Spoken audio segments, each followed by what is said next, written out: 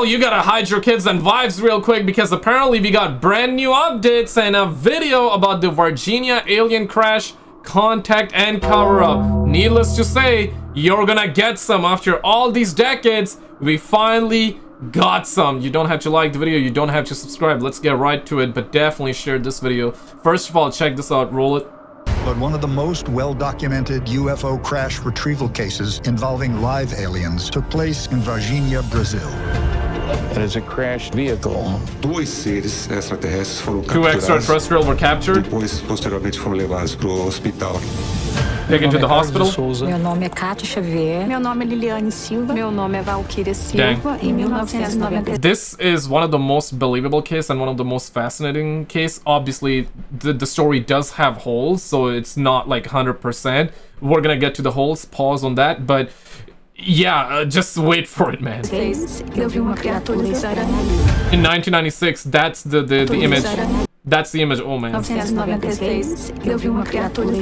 I saw the strange creature right there back in 1996, had red eyes. And those were kids describing it, right? And now they're all grown up and they're still saying the same thing. Fui até o local quando o general de brigada falou para mim que era assunto de segurança nacional. It was national security. Morre por aí, acabou. Deu pra ver nitidamente. Era charuto voando. Flying cigar ship UFO. Levaram para Campinas e Campinas levaram para os Estados Unidos. Now, for the first time in history, Nunca vi caso assim. we have the most compelling first-hand testimony. Todo mundo surpreso. Assim, qualquer ia sofrer uma punição muito severa. Of communication with a live alien in captivity. Aqui, ó. Yeah, man, they really hyped this up, right? That's crazy. But now, shout out to James Fox, Ross Coulthard, News Nation. We're also gonna get down to the homie Y-Files as well. But first of all, check this out. And especially shout out to the doctor that just came forward. Roll it. Uncovered. You gotta hear, like, so now we have, for the first time ever, because we have this military police officer who we got to come forward, and he drove a creature from Humanitas to Eza military base, and then Eza, Campinas, and that's when the Americans came in, right? So now... Context, a UFO crash back in 1996 in Varginha, Brazil, right? There was an alien, there were two aliens, one died, and one was brought into a hospital, and there was a doctor that is now coming forward, and actually you're gonna hear his testimony, which I covered slightly in the last video. That happened, and then the United States of America showed up and they took it all. That's kind of like the context. That's the plot there.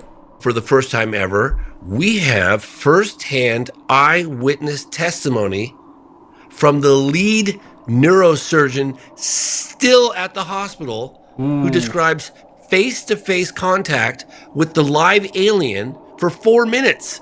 It's okay, incredible. So at this point, James, with your permission, we're going to roll the little sizzle grab you've given us from Dr. Italo Venturelli. Here's Dr. Italo. This is the one, man. Meu nome é Italo Venturelli, estudei em São Paulo, fiz neurologia, neurocirurgia, fiz mais de 5.000 cirurgias. He has done how many? Fiz neurologia, neurocirurgia, fiz mais de 5. I have done more than 5,000 surgeries. 5.000 cirurgias. Só queria deixar essa mensagem que eu realmente vi. No dia fui ver como se eu tivesse ido ver um paciente, e não era um paciente, realmente era um alien, claramente um alien. O crânio era em forma de gota, os olhos em forma de gota. Yeah, he saw the alien, and essentially this is kind of like the depiction of it. This is a render. This is how the alien looked like. He was in a fetal position, and people saw him in that position. So this has become one of those iconic drawing, render, red eye, brown skin alien, right? Yeah, man. People apparently saw it, and it's not just one person claiming that. It's like the whole town. This got to be one of the best stories ever, right? Is it real? Is it false? I'm not even talking about it, right? But this got to be one of the best stories, and I guess the most believable one. But let's continue. We got a lot more. Eu fui ver paciente achando que era humano. E eu vi ali ser maravilhoso de mundo que eu não conheço. Me pergunto se estava sofrendo, ele não estava. I wonder if he was suffering. He was not. If he was cognizant, he was sofrendo. Se ele estava entendendo, ele estava entendendo. Muito calmo, muito tranquilo, olhou para mim como se entendesse tudo que eu estava pensando. Eu acho bacana conversar isso, explicar para as pessoas que existem muito mais coisas do que a gente imagina. Para mim foi muito importante ver, porque eu vi a imensidão que tem esse universo, né? Não somos só nós aqui, desse mundo tão maravilhoso, mas deve existir muitos outros, e aquele ser que estava ali é prova disso. There must be many worlds. So that's his testimony, right? And apparently there was another doctor too. There was a military guy that touched the alien that we heard, right? And a couple of days later, I believe 2-3 weeks later, he passed away. Yeah, shout out to the Y files. Let's get down to it, and we're gonna come back to this one, guys. I'm putting it all the pieces together for you guys out there. Yeah, shout out to the Y files here. Check this. It was to provide early warning and defense against Soviet bombers and missile launches. But it wasn't long before NORAD would be monitoring skies around the entire planet. Early in the morning, on January 13th, 1996, NORAD contacted Brazilian Air Defense to report an object entering the Earth's atmosphere about 200 miles northeast of Sao Paulo. When asked what type of object, NORAD said it was unidentified. A few minutes later, it crashed somewhere near the town of Varginha. The Brazilian Army and Air Force quickly scrambled to get to the crash site before any civilians did. But the civilians did get there first. We love our civilians out there. Shout out to Brazilians. Shout out to the people that were there. I don't know how they viewed this. They probably viewed this as the case positively, but I cannot speak on their behalf. But they were too late. The craft was seen, and the beings driving the craft were gone. Over the next few days, a series of events would unfold that would change the lives of the people in the area forever. Well, at least the lives of the people who survived. Yep, that's the one, man. That's a crazy one, man. Really quickly, though, before I forget, I need to shout out all of you guys out there watching this video, and the homie Danny, Dandy Star, and Wesley. Thank you guys so much for all the love on the channel, for the tips, the super thanks, you liking the videos, you subscribing, you sharing this, that, the other. You don't have to do any of it, but those of you that do it, appreciate it. Thank you all so much for all the love. All right, let's get to it, man. Let's get down to it. Roll it. Virginia is located... Hold on. What? I'm looking at that word in the teleprompter and, oh, I see. I thought it said... It doesn't. Right. Okay, so the... Okay, Hecklefish, we're gonna have to take your water out, man. Okay. Brazilian state of Minas Gerais. Its population of about 135,000 makes it one of the largest cities in the region. Its economy is mostly based on agriculture. Coffee, corn, and soybeans are the main crops grown on the many farms that surround the city. One of those farms is owned by Eurico and Aurelina de Freitas. It was early in the morning, before sunrise, when Aurelina heard the cows running around the property sounding agitated. She looked out the window and saw hovering above the pasture a cigar-shaped object. She grabbed her husband Eurico. They said the shape of it reminded them of a submarine, and it was about the size of a school minibus. The object was billowing white smoke and seemed to have trouble maneuvering. The two watched the craft for an hour before it disappeared over a ridge not far from the farm. On the other side of that ridge, Carlos de Souza was driving to the airport when he heard a strange muffled rumbling. He thought something was wrong with his truck, so he stopped. Then he realized the sound was coming from a cigar-shaped craft about 300 feet in the air, and it was losing altitude. The object had windows along the side and what appeared to be a long crack running through the middle of it. Out of the crack, white smoke was pouring out. Carlos thought this was strange because the smoke from a fire or an engine failure would be black. The rumbling sound made by the craft occasionally sputtered. It was clearly struggling to stay in the air. Carlos jumped back in his truck and followed it. It eventually passed over some small mountains, went into a steep dive, and disappeared. After a few minutes, Carlos found a dirt road that led to the area where it went down. He came over the crest of a hill and saw wreckage spread out over a wide area. Carlos began running to the crash site, which was a few hundred feet from the road. At first, he thought it was a small plane. He was a pilot himself, so if there was a crash, he wanted to help. But it only took him a few steps to realize this was no plane. Yeah. In the air was a heavy stench of ammonia and sulfur, like sour, rotten eggs. The odor was so strong, that he had to wrap his shirt around his mouth to breathe. And even then, the smell stung his eyes and made them water. Debris was everywhere.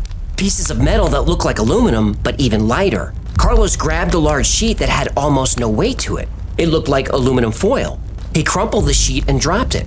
As soon as he released it, the metal unfolded and went back into its original shape, and then floated to the ground like a feather. Carlos started making his way toward the larger pieces of debris to search for survivors.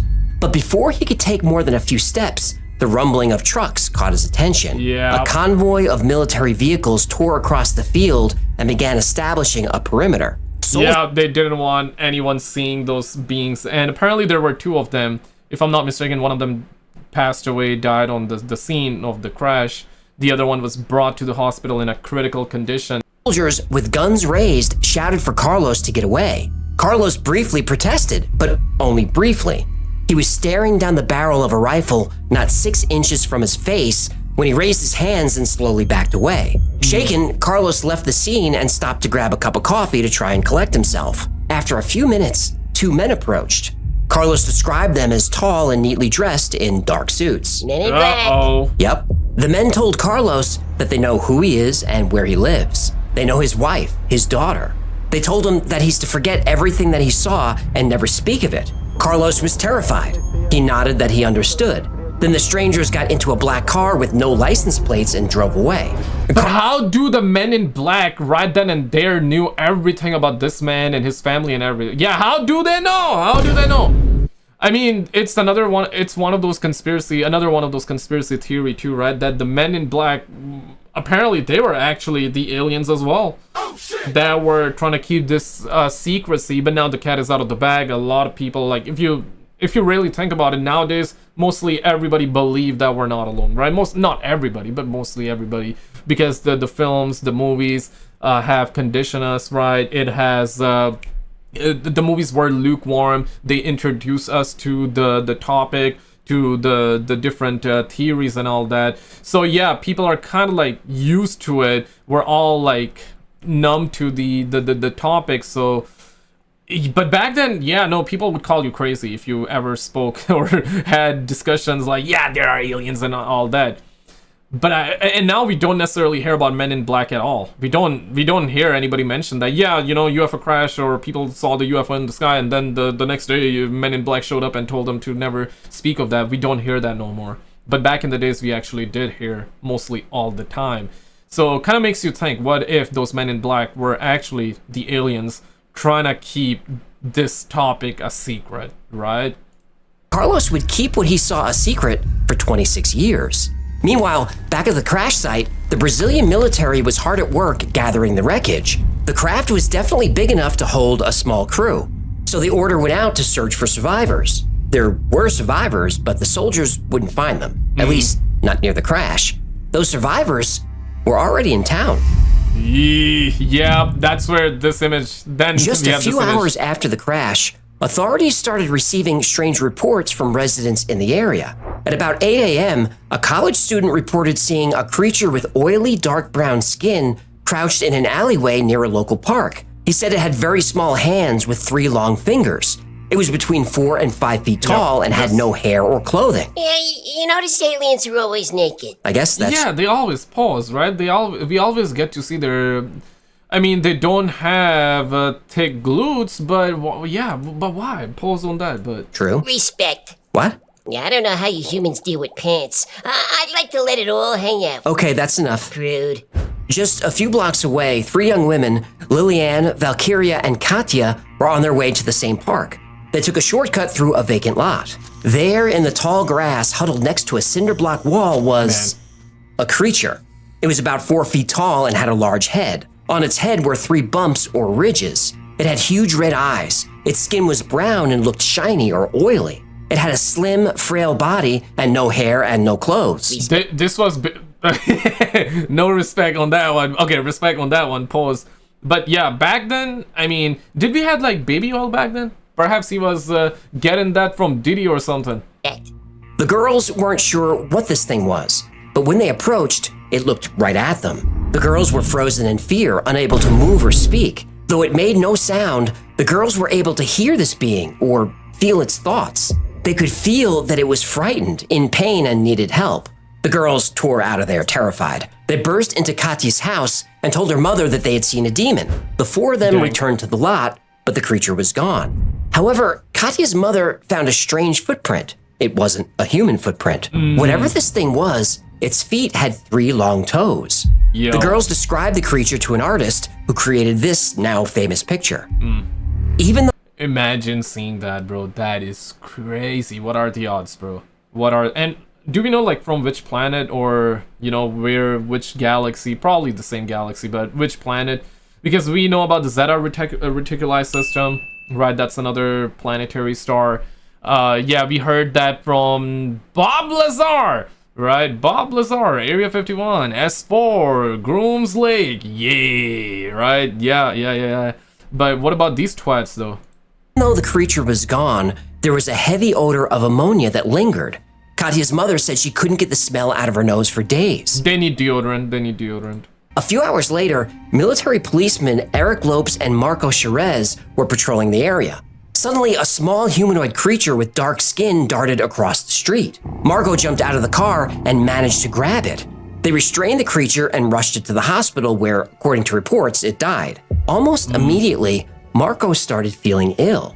He said his skin felt greasy even though it wasn't, and there was a lingering smell of ammonia that stayed with him. Over the next 2 weeks, his condition worsened and he was admitted to the hospital and placed in intensive care. None of the doctors could figure out what was wrong with him or how to help. Finally, at the age of 23, Marco Cherez died of an unknown cause. The doctors said he did touch the alien, and I mean, it kind of makes sense, right? Because this is why when people are gonna say, yeah, fake moon landing, whatever. But you know, this is why whenever like the astronauts come back, they had to quarantine, because you never know, they might have brought some viruses that and yeah, we're talking about like aliens, right? Like, which planet are they from? Like, where are they coming from? So if they're coming from a different system, different star system, different planet, yeah, it's gonna be unfamiliar. So they're stepping in unfamiliar territory with unfamiliar diseases, viruses that quite literally would be alien to us, and that's exactly what happened. I wonder if they ever studied what like that virus that actually hit the guy up that made him pass away. I wonder if we have some sort of antidote to that or not. Autopsy wasn't necessary and ordered a closed casket service. They also had his body buried immediately. They said this was to protect public health. They did make his blood tests available. His blood contained 8% of unknown toxic substances. Do we have that was an antidote? The first death caused by the Varginha UFO incident. But it wasn't the last. Oh no. Several calls came into the fire department about a wild animal on the loose near the park where the girls saw the creature. 4 firemen were dispatched to look for it. When the firemen arrived on the scene, there were 5 civilians watching the creature that had gone down a steep embankment toward a densely wooded area. They said it made a buzzing sound similar to bees. It took the firemen 2 hours to capture it. It kept running away, and the terrain was hard to navigate. And they were afraid of whatever this thing was. What did it say? We weren't in any position to capture UFOs or extraterrestrials. Okay, so running away, and the terrain was hard to navigate. And they were afraid of whatever this thing was. Dang. Let's actually get a clear shot, because this alien is quite famous, right? This is why we have drawings, renders, red eye, 3 bumps. People were noticing. You appreciate you subscribing, welcome on in. But right here you see the other alien. I believe he passed away. So that's like the other image. So 2 suspects on the loose, man. So this is what they had to go off of. Holy, could you imagine, man?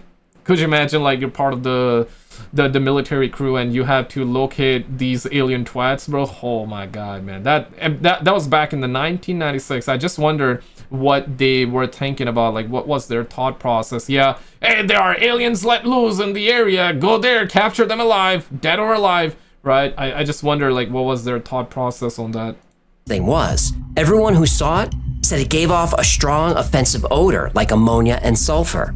Finally, the firemen were able to snare the creature in a net. By now, a military truck arrived from ESA, a military base a few miles away. Witnesses saw soldiers struggling with 2 black bags. One bag was squirming as if something was alive in it. but the other bag was still. The bags were heaved into the truck and it sped away. Immediately, the area was surrounded by military vehicles, and civilians were not allowed in or out of the area. Less than an hour later, a section of regional hospital was ordered locked down. Then 10 military and police vehicles arrived. The truck then pulled up close to the entrance, and 2 soldiers unloaded a black body bag.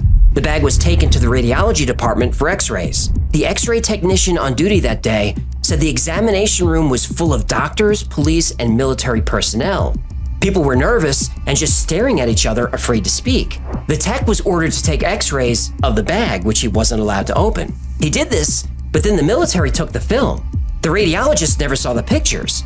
He said he'd never experienced anything like that before or since.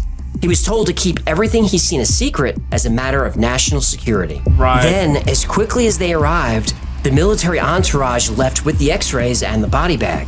But the smell of ammonia and sulfur remained. The tech said the smell... So the doctors didn't even see, right? At least in the x-ray room, they didn't even see even the results. Holy. And they obviously never opened and they never let the alien out of the bag, right? The alien was inside. I wonder they scanned the one that actually died, right? And the other one was alive. But the one that was alive, that was actually... Yeah, I want to get to that part, like this part. Felt like it was inside his nose and lingered. In fact, that whole section of the hospital was closed to the public for another 3 or 4 days. No matter what the cleaning staff did, they couldn't remove the smell. They just had to wait for it to dissipate. Ah, those smelly bastards. They need deodorant. We'll give you free deodorant, guys. Come on. By the way, one of the firemen who helped capture the alien died a few weeks later from unknown toxic poisoning. Senior military officials warned everyone involved. 50 doctors and hospital staff were put under strict non-disclosure agreements and told this was a training exercise. The doctors and nurses were threatened with prison if they ever spoke about what happened. That's insane. Soldiers were reminded of their responsibilities to national security. Right, yeah, don't speak of the alien, don't speak of the alien. It is the matter of national security. Yeah, get on with that bullcrap, bro. Yeah, but that's the thing though, soldiers are always gonna be following commands, and yeah, you know, you gotta fight someone's fight, right? So that's why you need soldiers. That's why you need soldiers, man. But in this situation, I mean, dog, like this is nothing to... In a way though, yeah, that's the thing. If you don't know, can be a matter of national security. But those little twats, like they crash landed, right? They didn't do anything bad, but still gotta be national security. But after all these years, they could have came out publicly, right? And we could have heard officially about it, but we still never have. And that if they spoke about what happened, it could be considered treason. Because after all these years, like, it's not necessarily... Okay, so far though, touch wood, so far it's not a matter of national security. Or maybe it is. Or maybe maybe it is and you just don't know, right? I guess that's what it is. Tactics worked, because after the military convoy sped away from the hospital, there wouldn't be any new details about the story. Where the truck went, what was in it, who was involved, nothing. But 25 years later, a witness would come forward, and he would reveal details that nobody saw coming. Thank God. Shout out to that witness, man. 25 years later, bro. It took 25 years, but a soldier came forward who was close to everything. His testimony can be seen in the excellent documentary on this case, Moment of Contact. And we're still getting more information coming out from Moment of Contact. So shout out to James Fox and now the doctor, this neurosurgeon coming out. So this topic is reignited and everyone's talking about it right now in the UFO community. Love it. Filmmaker James Fox. And if you want to learn more about this story, I recommend you check it out, and there's a link below. The soldier who came forward refused to allow his name to be used, so he became known as Military X. But I found a very old report from Varginha local news which revealed his name. Now, I don't want to out the guy, so we'll just call him Raul, which is close to his real first name. Raul was part of the convoy that brought the creature to the hospital, and there he saw the alien in a box.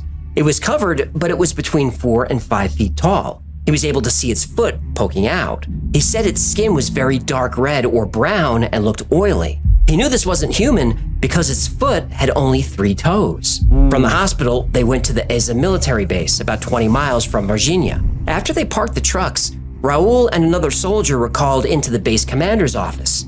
Their CO asked them what they saw. Raul was frightened and not sure how to answer. He said he thought he saw a burnt man or something like that. His commanding officer told him, "That's not what you saw. You saw something supernatural." Raul was told that if he reveals what he saw to anyone, the consequences would be severe. The following day was very strange at the base. There were Navy trucks and helicopters there, which was unusual. There was a lot of Man, that's sad, right? Like, the same soldiers that are protecting our country, the same ones are being threatened. Now, I understand. Now, I get it, you guys. I get it. National security, right? Gotta keep it up wraps. Gotta keep a tight lip, right? I get it. But still, bro. So 25 years later, he's now coming out, and we're... Yeah, and we gotta believe this, right? I don't know about that one. I mean, this story is obviously way bigger to just call it a hoax, way bigger to just call it fake and whatnot, right? It's just way too big, just too many people involved in this one, too many witnesses saying, unless you want to label every witness as like a cuckoo, loco, or lying. I don't think they're lying, though. Maybe one of them would be lying, maybe 10 of them would be lying, but not all of them, right?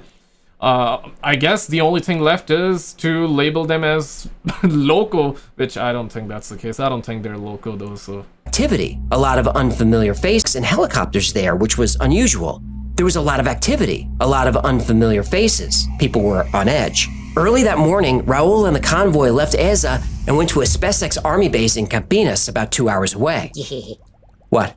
They went from vagina to the penis. Varginha, Campinas. Tomato, tomato, Virginia, vagina. The algorithm is gonna punish you for this one. Well, they are now. From Campinas, Raul didn't know what happened to the creature, though he had heard rumors. Rumors that would turn out to be true. Jose Manuel Fernandez was an air traffic controller at the base during this time. He said 2 helicopters left the base, went to Varginha, and returned, with what he didn't know, but he thought it was some kind of rescue mission. Then something happened that Jose had never experienced. A large plane was coming in, but it didn't have authorization. Friendly AC-130 incoming! And that was the United States of America. Yeah, America showed up, though, and they brought back, right? They brought the alien back. Not to their planet, but to the country, though. To the area, probably Area 51 or some bull squash like that, right? But now, Area 51 is just for the show. They say the real show, or the real Area 51 now has been Area 52. Basically, another undisclosed location.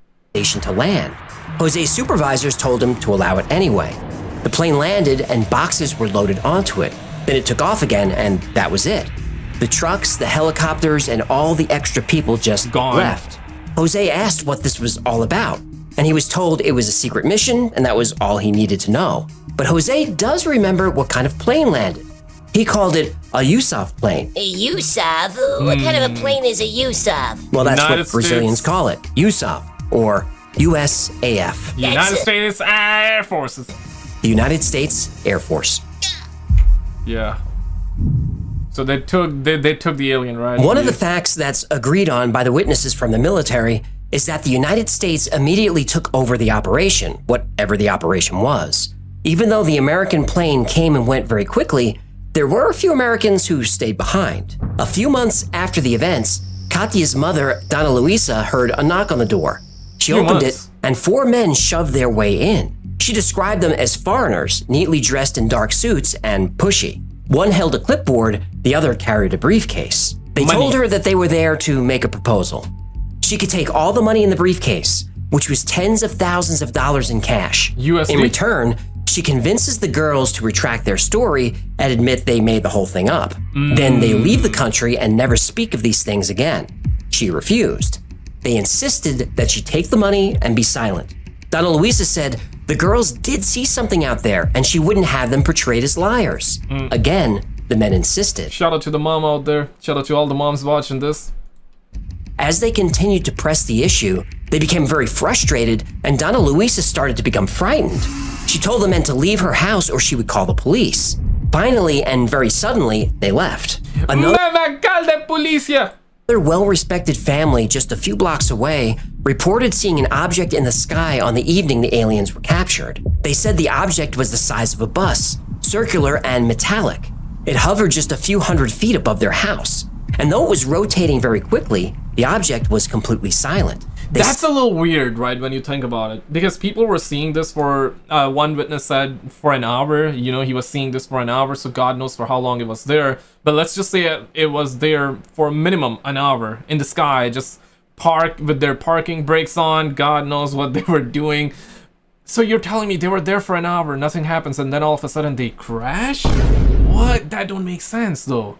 You know, that don't make sense. Maybe they ran out of juice, pause, but does it make sense? Like, it don't make sense, right? Like, they were there for an hour and then just crashed. Like, they're there, bam, an hour later crash, or minimum an hour. Said it was traveling slowly back and forth like it was looking for something. After they made their report, 2 men paid them a visit. They asked a lot of questions and talked to the family for hours. And just before the strangers left, they said, what you saw didn't happen, and this conversation never happened. They implied that if they spoke publicly, it would be very bad for the family. And to this day, the family insists that this entire story happened, but they refuse to give their names. A key to this entire story is Eric Lopes. He was the partner of Marco Cherez, the young military policeman who died after touching the alien. Lopes is one of the only people alive who can confirm the story. He was there when the alien was captured. It was in his car when they drove it to the hospital, and he helped carry it in. For 25 years, he's refused to speak about the incident. When James Fox and his crew showed up at his house to ask him about what happened, he was so agitated, he threatened to shoot them if they didn't leave him alone. Oh, crap. The Varginha UFO incident has been called the Brazilian Roswell. It's considered to be the most compelling case for UFOs and aliens in history. Yeah. Or is it? Oh, no, please don't tell me it's fake. No, please don't tell me. Man, I'm on my knees, pause, man. I'm on my knees right now, bro. Like, hands on, please, man, I'm praying, bro. Like, don't tell me this is fake, bro. Because now we're getting into that segment. We're gonna be talking about the holes in the story.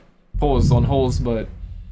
The Varginha UFO incident became a world-famous case in 1996, and with the documentary Moment of Contact being released, it's once again on people's minds. But how much of the story is true? Well, this is a difficult case to prove and disprove. The fact is, there's not a single piece of physical evidence to support that any of this happened. The entire story is based on witness testimony. Testimony that, over the years, has been less than consistent. You'll hear... And you can either believe those witnesses, or you can choose to not believe those witnesses. And if you believe them, then it's like, hey, what they saw, was it really aliens, or what they saw was something else? Because if you believe them, then yeah, you got two options. Maybe they saw the aliens, or maybe they saw something, right? They saw something, but was it an actual ET, an extraterrestrial, or was it something maybe planned hoax, or perhaps the government was involved with that? They were involved after the fact, for sure, but I mean, you know, maybe it was controlled by the government, where people saw this thing, and or maybe they were testing something, or God knows, right? I'm just making bull squash up right now for the sake of the argument here, but yeah. So it's I wish people had smartphones then. You know, that would have solved so many. That would have solved so many issues. That would have answered so many questions. Some documentaries say that the witnesses have no reason to lie because they haven't made any money for their story. That's not true. Quite a few witnesses have been compensated over the years. In fact, the Wall Street Journal reported that the girls who found the creature wouldn't give an interview for anything less than $200, something they later denied. About those girls, it's important to know that there was no Varginha UFO incident before the girls' story was made public. It was only after they were covered on a popular TV program that other witnesses came forward. And those witnesses described the aliens the same way the girls did. So the new witnesses either saw the same alien, or they were lying and building on other stories they heard. There's no way to know for sure. But when the girls reported the creature, they never said it was an alien. There was no mention of a UFO. They thought the creature looked like a demon. At the time all this was happening, people in the area were obsessed with a cryptid called Chupacabra, which was getting a lot of coverage. It was a local UFO researcher who proposed that what they saw was an alien. The official explanation is that the girls actually saw someone locals called Mudinho. Mudinho means little mute. His real name is Luis Antonio de Paula. He was a mentally and physically disabled man who would spend hours crouching and looking at small objects on the ground. Nah, bro. Like, there is no dang way, bro. They're gonna spin this narrative on a person that was not mentally capable, and they're gonna be blaming him. And yeah, oi, that's an alien. You guys saw him. Nah, bro. Get the hell out of here, bro. There's no damn way. But it is suspect that those girls were taking money. But that's the thing, though, right?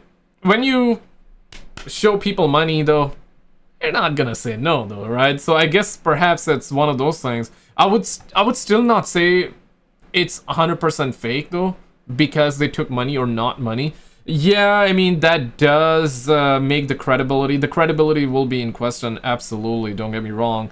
But to you guys watching this, like, do you think because, yeah, those girls took money, and because, yeah, without money they wouldn't have done those interviews, you think that actually jeopardized all of this narrative, or nah? But what's suspect is that if what he's saying is true, okay, those girls gave their interview, and right after that more people came out. More people would come out for sure once somebody, it just takes one person to start some shit, and then other people will follow. You know, you can extrapolate that further and use it however you want, but it always is like that, right? One person opens the door and then everybody will start opening the door, essentially, or go through the door, essentially. Maybe that's what happened, or it's that those girls were compensated, so therefore other people were like, okay, man, we can make money, so we just gotta say yes. We gotta say yes. Pause on saying yes, but we just gotta say yes, and we can be compensated. See, that's the issue. That's the hole with the story. That's a hole in the story, rather. He lived where the girls saw the alien. In fact, he still lives there. He doesn't live near the location, he lives at the location. The day they saw him, there was a major storm passing through the area. So much rain fell that some parts of the town were flooded. It could be that Mudinho was covered in mud, which was known to happen, and he scared the girls. Now, the girls say that it couldn't have been Mudinho. But the red eyes, though. The red eyes. What about the red eyes? Mudinho, because they know him and wouldn't mistake him for an alien. But in the original report, they said they didn't know him. And when they first saw him, they thought he looked like a demon. They said the same thing about the alien. They may or may not be lying intentionally, but one of their versions of the story is wrong. And this isn't surprising. It's a 26-year-old case. Witness reports are all over the place. This was a huge story in 1996. It made international news. People's memories change over time. True. If you read an interesting detail about this case, you may, even unknowingly, add that detail to your version of the story. Tell that story enough times, your brain will actually create a false memory to support it. When Katya's mother first told the story about the men trying to bribe her to get her daughters to retract their story, she said they implied there would be a payment. Later, the story included a briefcase full of cash. Now, did she forget this detail early on? Or had she been hearing stories about the men in black for so long that the briefcase found its way into her memory? Side note, the weather conditions make it unlikely that anyone saw an alien footprint in the mud, but who knows, stories vary. Some witnesses gave statements that they later denied. Others denied seeing anything, but then later came forward. And other witness reports don't fit the timeline at all. The couple who first saw the UFO over their farm, they said it happened a week earlier. It's possible they aren't remembering correctly, but if I saw a UFO hovering over my house for an hour, I'd remember every detail about that day. Memories are stored with emotion. The more emotional the event, the more likely you are to recall it. People who lived through the JFK assassination or the 9/11 attack know exactly where they were when they heard the news. People vividly remember the days their children are born. Yeah, like, that's the thing, though. Even I don't know how old I was a kid when 9/11 happened. I saw, like, the news on the TV, and I still remember that just memory. I can still, like, picture like the video that was playing on the news channel, and I was definitely okay. I was like 5 years old then. I was 5 years old. 5, 6 years old, something like that. Yeah, I remember, and I'm pushing 30 right now, so yeah. Yeah, but that is so true, though. And false memory is a big one too. Yeah, memories cannot be trusted. It's not that people are lying, it's just that memories are, you repeat the same thing over and over and it becomes the truth. Ever heard of that? So it's just one of those things. It's a fascinating story, man, and more and more stuff is coming out, but it's been so many years. Next year will be 30 years, bro. 30 years. Holy shit. 2026. And it happened back in 1996. So it's just so hard, man. It's just so hard to believe at times. And vividly remember when their parents died. Emotions create memories. Now about Marco Cherez, the young officer who died after touching the alien. It's said that he was perfectly healthy and suddenly became ill. That's not true. He had a cyst on his arm that became infected. The cyst was documented well before any of this happened. Marco wasn't connected to the UFO story until much later, and his sister was the first person to bring it up. Now, she says it happened and that's that. But her earlier story said it was possible he was involved, though she didn't know for sure. The Brazilian military released a report of these events that was over 1,000 pages long. According to the report, Marco wasn't even working that night. The report also says all the military vehicles in the area were part of a training exercise. Man, way to ruin the story, bro. Way to ruin the story, man. I hate it, bro. I hate watching this, but no, I actually love it because we all want to know the truth. But that's the thing. So now we're hearing, so the military is saying he wasn't even there. What y'all talking about, man? What y'all talking about? He wasn't even there. See, he wasn't even there, bro. But thank God they didn't say he wasn't even a soldier. Thank God they didn't say that, right? Yeah, I mean, oh my goodness. Base was a training base. The military convoys were just vehicles all going in for scheduled maintenance at the same time, which they do. After all, the base is just a few miles away. Oh yeah, I remember this now. They would say, because people saw like the hospital being cleared, right, or something, and people saw like there were beings that were brought to the hospital. They said that it was just dwarfs, like just short people that they brought in. The hospital wing was closed, but that was because they had to make it sterile enough for new cardiac equipment that was being delivered. By the way, that equipment was delivered in stainless steel boxes by the military. The body bag was a recently exhumed cadaver that was part of a police investigation. What people thought were aliens at the hospital were actually a dwarf couple there to have a baby, and they were helped in by a soldier. Now, some of those facts sound perfectly... See, like, I remembered that part before he even spoke it, because I was like, aha! Like, I remember that, it triggered. I had neuron activation in real time right there. Nah, man, please, bro. They're ruining the story. Damn it, man. Reasonable to me. Others, like the pregnant dwarf, not so much. But that's part of the story. It's all a cover-up. The military altered the records after the fact. They even gave a very sketchy press conference about this. We have nothing to hide. Oh yeah, they will be dressed up as aliens now. I remember that. They will bring it somebody. What we're working for the nation, for the army, for the nation. The press? Why?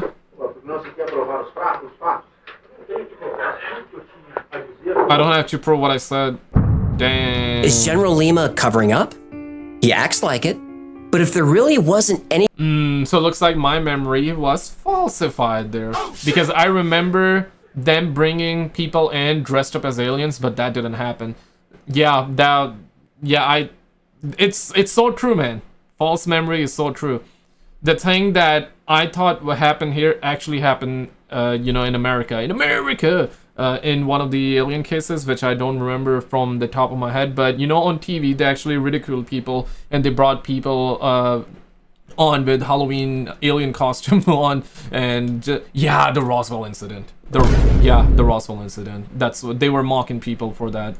Anything weird about this incident, the general would be pretty irritated that he'd have to deal with any of this. So how you read him and any of the witnesses really comes down to your point of view and toward which side you lean, skeptic or believer. If you watch James Fox's Moment of Contact, some of the witnesses are compelling. In the case of Marco de Souza, the man who found the craft in the field, he's so overcome that he breaks down into tears.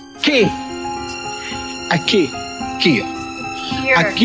Yeah, this is where I saw them, man. This is where I saw them, man. Wow. Foi aqui.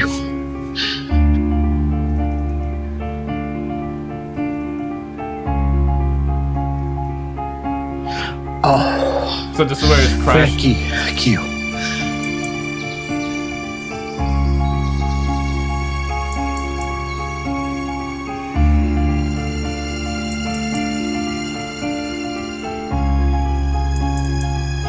Seres morreram aqui. Beings died here. Damn. Now, if he's acting, he should leave Brazil and move to Hollywood. Fox gets statements not just from local residents, but from doctors and people in the military. They all say it happened, and they give vivid details about what they saw. Yes, some people won't talk. Others talk, but with their faces blurred and voices changed. But some people put their names and faces out there for everyone to see. Now, it's been so long that these people could be misremembering, but they don't come across as liars. But there's no way to tell if what they're saying is true. Yeah. There is one man who could settle this entire case once and for all, Eric Lopes. He was driving the car when Marco Cherez captured the alien. He saw everything, but he's willing to shoot people who want to talk to him about this. Damn. He can conclude it all for us, but he don't want to. But see, that in itself is reason enough to believe something happened, right? Yeah, that in itself is reason enough to believe what everyone else is saying, which is it happened, and they saw that alien twat, brown skin alien twat, and what everyone else is saying truly happened. That in itself is reason enough. But he can come out and say it's a lie. People that believe the story, they're still gonna believe it. He's not necessarily gonna be able to change the mind, because that's the thing though. People got their beliefs, It's really, really hard to change people's beliefs, right? So, yeah, but if he comes out and says it happened, then even the skeptics would start to be like, oh my god, it happened. And then people that actually believe in the story, it would just increase their conviction even more. Is he afraid? Or is he an old, angry man living in poverty who's sick of people bothering him about this? If he came forward to confirm that Marco did capture an alien, then the entire official story unravels, and you could throw away that 1,000-page army report, and you can start rewriting history. Because Eric Lopes is one of the few people on the face of the planet who could confirm 100% without a doubt that aliens are real and they are here. For now, the Brazilian military and government deny everything. And if the Brazilian government is working with the United States on a cover-up, well, they're learning from the best. Yeah, and this is James Fox on Joe Rogan. Just want to play like a short clip here. Message for me, knowing that level of validation on the inside, it kept us going. It was like, okay, why on earth would he have done that? Why on earth would he say? And that kept Marco and I going, and that was a personal level of validation. That is there any conventional explanation why the military shut everything down, why they had military barricades set up around that area? No, they did try to say that the creature was this guy who's got like some deformities, but I've seen the guy Modine or something like that. But you talk to the witnesses. But why would the military shut the town down because of a guy with deformities? And then for the doctors in the hospital, they said there was like a midget having a baby or something weird, just something that was just so ridiculous. It was dwarf, yeah, like that. I remember that part, man. Like that's funny, bro. That's funny. Nah, guys, like it was just like a little ass family, man. You know, they brought in like a midget, they brought in a dwarf, just you know, delivering a dwarf baby, y'all. Haven't seen a dwarf giving a baby? Haven't seen a dwarf giving birth to a baby? Come on, man, y'all need to get your priorities straight, man. What's wrong with y'all? That's what they said, essentially. Seriously, man, y'all boys need to seek help. I'm talking about the military that said that, okay? Like, and you talk to the witnesses, and they're just like, "Oh, come on! I'm not even gonna, you know, that's laughable at best." You know, I mean, these girls came within 8 to 10 feet. Three women: Katya, 2 sisters, Liliani, and Valkyria, 14, 16, and 21. Damn. They got within 8 to 10 feet in broad daylight of this creature. And one of the things that doesn't come across in the film, when they saw this thing, they're looking like, what are we looking at here? They're walking through this field, and it's up against a cinder block wall. And one of them was looking at it, what is that? And it was crouched by the wall. It was weak and feeble. And one of them kind of like screeched. Like, what is that? And it turned, and it looked right at the girls, locked eyes on them. Liliana grabs her younger sister, who's 14, Valkyria, and hightails it out of there. Katya is 21. She's frozen in her tracks, locked eyes with this creature, and it's communicating with her. Please help me. He wants help. It's weak and it's feeble and it's scared. That's the thing we always hear, right? Telepathic communication, son. That's what we hear. There was a story about the tall white alien, which we already done. I already done that video, right? And we heard that there were some people actually saw aliens, those tall whites alien in Vegas casino, and they were able to read their minds. Yeah, it's a crazy story. And apparently the tall whites look very much like us, so it's very, very hard to say if they're actually Homo sapiens or extraterrestrial. There's that aspect to it as well. And it's being said that the aliens do walk among us. It's just that you don't know who's an alien and who's not, right? Like, that's crazy to me. But the tall whites are those aliens are actually like really, really pale skin. So yeah, I mean, don't go pointing your fingers at my Nordics homies out there, or not the Nordics. The Nordics is an alien species as well. But don't go at my Irish homies or my Swedish homies and be like, yeah, aliens, aliens. There are actual Swedish dudes, Swedish gals that are white, that are super pale. It doesn't mean... There's Jaymez. You know what? I have my doubts. You know Jaymez in WWE? That boy gotta be an alien, bro. That boy gotta be an alien. But nah, jokes aside though. So yeah, it's being said that the tall whites, they are very much like us. So more often than not, people do mistake them. If the story is to be believed, if it's obviously to be believed. They're not everywhere, but there's some of them that are here that are basically hiding in plain sight, essentially. Just crazy to me, man. That's crazy to me. This is that video on the tall whites. If you haven't seen it, check it out and I'll see you right there.